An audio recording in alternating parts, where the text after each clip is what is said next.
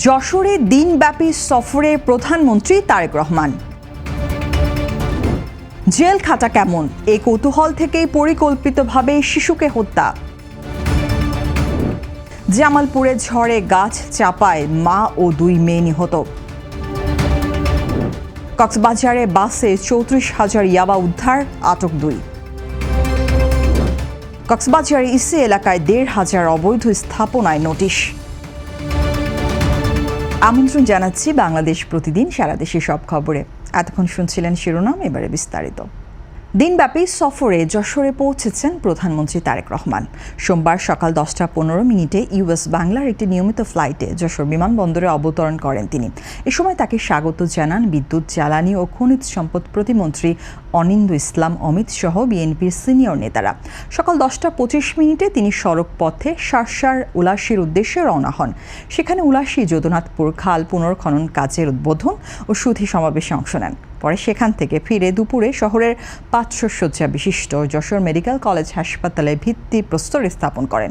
এরপর public library পরিদর্শন করেন। সর্বশেষ বিকেল ঈদগাহ ময়দানে জনসভায় ভাষণ দেওয়ার কর্মসূচি রয়েছে তার। জনসভা শেষে রাত 8টায় ঢাকার উদ্দেশ্যে যশোর ত্যাগ করবেন।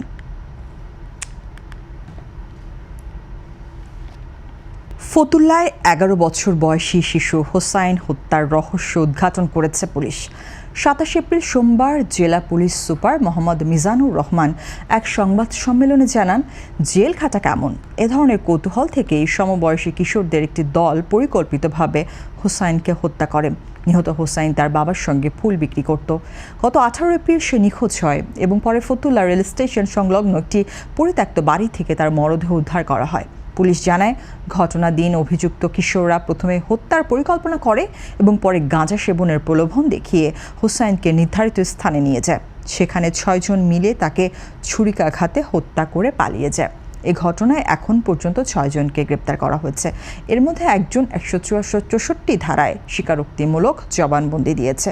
হত্যায় ব্যবহৃত ছুরিও উদ্ধার করা হয়েছে বলে জানায় পুলিশ। তদন্তে আরও একজনের সম্পৃক্ততা পাওয়া গেছে এবং একজন এখনও পলাতক রয়েছে। জামালপুরের মেলান্দহে কালবৈশাখী ঝড়ে গাছ ভেঙে ঘরের উপর পড়ে মা ও 2 মেয়ে নিহত হয়েছেন। সোমবার ভোর 4টার দিকে পূর্ব দাগি এলাকায় এ ঘটনা ঘটে। নিহতরা হলেন খুকি বেগম, তার মেয়ে ফাতেমা আক্তার ও ফরিদা আক্তার। স্থানীয়রা জানান, ঝড়ের সময় 3টি গাছ ঘরের উপর ভেঙে পড়ে। এতে তারা ঘরের ভেতরেই চাপা পড়ে মারা যান। পরে ফায়ার সার্ভিস ও স্থানীয়রা মরদেহ উদ্ধার করে। এ ঘটনায় এলাকায় শোকের ছায়া নেমে এসেছে। কক্সবাজারের চকরিয়ায় যাত্রীবাহী বাসে তল্লাশি চালিয়ে 34,000 পিস ইয়াবা উদ্ধার করেছে র্যাব 15। এ ঘটনায় 2 জনকে আটক করা হয়েছে। আটকরা হলেন আবুল কালাম আজাদ ও রবিউল হোসেন। র্যাব জানায়, গোপন সংবাদের ভিত্তিতে খুঁটাখালী বাজার এলাকায় একটি বাসে অভিযান চালিয়ে সিটের নিচে লুকানো অবস্থায় ইয়াবাগুলো উদ্ধার করা হয়। বাসটি ঢাকার উদ্দেশ্যে কক্সবাজার ছেড়ে যাচ্ছিল। আটকদের বিরুদ্ধে আইনগত ব্যবস্থা নিতে সংশ্লিষ্ট থানায় হস্তান্তর করা হয়েছে। কক্সবাজারের আদালতে নিষেধাজ্ঞা অমান্য করে ইকোলজিক্যালি ক্রিটিক্যাল এলাকায় গড়ে ওঠা প্রায় 1,500 অবৈধ স্থাপনার মালিকদের নোটিশ দিয়েছে কক্সবাজার উন্নয়ন কর্তৃপক্ষ। কৌকের অথরাইজড অফিসার ফজলে রাব্বি বিষয়টি নিশ্চিত করে জানান, ইসি এলাকা হয় সেখানে স্থাপনা নির্মাণে আদালতে নিষেধাজ্ঞা রয়েছে, কিন্তু সেই নির্দেশনা উপেক্ষা করে অনেকেই অনুমতি ছাড়া ভবন নির্মাণ করছেন। এসব স্থাপনার অধিকাংশেরই কৌকের অনুমোদন নেই, এমনকি পরিবেশ অধিদপ্তরের ছাড়পত্র নেওয়া হয়নি। তিনি আরও বলেন, 2013 সালের আগে পৌরসভার একটি অনুমোদন নিয়েই অনেকে এসব ভবন নির্মাণ করেছেন। তবে তারা জানেন না, উন্নয়ন কর্তৃপক্ষ গঠনের পর সেই অনুমোদন আর কার্যকর থাকে না। মুন্সিগঞ্জের গজারিয়ায় অগ্নিকাণ্ডে একটি সেমি পাকা ঘরের 13টি ব্যাচেলর কক্ষ পড়ে গেছে। ঘরটিতে বসবাসকারী সকলেই গজারিয়া নিপ্রো জিএমআই কোম্পানিতে কর্মরত। ফায়ার সার্ভিসের দ্রুত পদক্ষেপে কোনো হতাহতের ঘটনা ঘটেনি।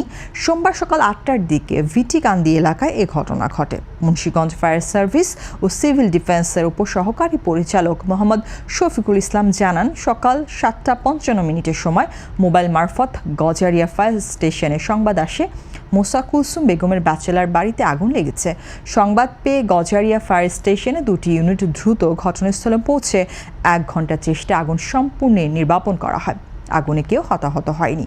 প্রাথমিকভাবে অগ্নিকাণ্ডের কারণ জানা যায়নি। তিনি আরও জানান, গভীর রাতে অগ্নিকাণ্ডের ঘটনা ঘটলে হতাহতের আশঙ্কা ছিল। বড় ধরনের দুর্ঘটনা থেকে রক্ষা পেয়েছে। চাঁপাইনবাবগঞ্জের শিবগঞ্জে ৮০০ লিটার ডিজেল অবৈধভাবে পাচারের চেষ্টা করায় একটি ফিলিং স্টেশনকে ১০,০০০ টাকা জরিমানা করা হয়েছে। রোববার রাতে ভ্রাম্যমাণ আদালত পরিচালনা করে উপজেলা নির্বাহী কর্মকর্তা মাজহারুল ইসলাম এ দণ্ড দেন। অভিযানে ডিজেল জব্দ করে পুনরায় ট্যাঙ্কে রাখা হয় এবং সংশ্লিষ্টদের সতর্ক করা হয়। কলাপাড়া উপজেলায় ধান ও তেল সিন্ডিকেট ভাঙাসহ বিভিন্ন দাবিতে সমাবেশ ও বিক্ষোভ মিছিল করেছেন কৃষকরা। নীলগঞ্জ ইউনিয়নের পাখিমারা বাজারে বাংলাদেশ কৃষক সমিতি কলাপাড়া উপজেলা শাখার উদ্যোগে এই কর্মসূচি পালিত হয়। সমাবেশে বক্তারা অভিযোগ করেন, প্রতি কেজি ধান উৎপাদনে ৩০ থেকে ৩২ টাকা খরচ হলেও সিন্ডিকেটের মাধ্যমে কৃষকদের কাছ থেকে তা ১৬ থেকে ১৮ টাকায় কিনে নেওয়া হচ্ছে। পাশাপাশি তেল সংকটকে কেন্দ্র করে হারভেস্টার মেশিন ভাড়াও অস্বাভাবিক হারে বেড়েছে, যা কৃষকদের জন্য বাড়তি চাপ তৈরি করছে। তারা দ্রুত ইউনিয়ন ভিত্তিক সরকারি ক্রয় কেন্দ্র চালু, সরাসরি কৃষকের কাছ থেকে ধান কেনা এবং খাল ও সুলিস দখল মুক্ত করার দাবি জানান। বক্তারা বলেন, এসব সমস্যার সমাধান না হলে বোরো মৌসুমে কৃষকদের টিকে থাকা কঠিন হয়ে পড়বে। কক্সবাজারে আয়োজিত এক কর্মশালায় মাছের পোনা সংরক্ষণের গুরুত্ব তুলে ধরেছেন জেলা মৎস্য কর্মকর্তা নাজমুল হুদা। তিনি বলেন, মাছের পোনা ধ্বংস করা মানে নিজের ক্ষতি করা। কক্সবাজার সামুদ্রিক মৎস্য গবেষণা ইনস্টিটিউটে ইলিশ সম্পদ উন্নয়ন ও ব্যবস্থাপনা প্রকল্পের কার্যক্রম পর্যালোচনা বিষয়ক এই কর্মশালা অনুষ্ঠিত হয়। তিনি আরও জানান, ইলিশ সহ সামুদ্রিক মাছের টেকসই উৎপাদনের জন্য পোনা সংরক্ষণ ও জেলেদের সচেতনতা বৃদ্ধি অত্যন্ত জরুরি। কর্মশালায় বিভিন্ন উপজেলার জেলে ও বোট মালিকরা অংশ নিয়ে ইলিশ সম্পদ সংরক্ষণ ও ব্যবস্থাপনা বিষয়ে মতামত ও অভিজ্ঞতা তুলে ধরেন। আয়োজকরা বলেন, এ ধরনের উদ্যোগে জেলেদের সচেতনতা বাড়বে এবং মৎস্য সম্পদ সংরক্ষণ কার্যক্রম আরও কার্যকর হবে। দর্শক, এই ছিল এখনকার মতো সংবাদ। এতক্ষণ সঙ্গে থাকার জন্য অসংখ্য ধন্যবাদ। পরবর্তী বুলেটিন দেখতে চোখ রাখুন বাংলাদেশি প্রতিদিনের ফেসবুক পেজ ও ইউটিউব চ্যানেলে।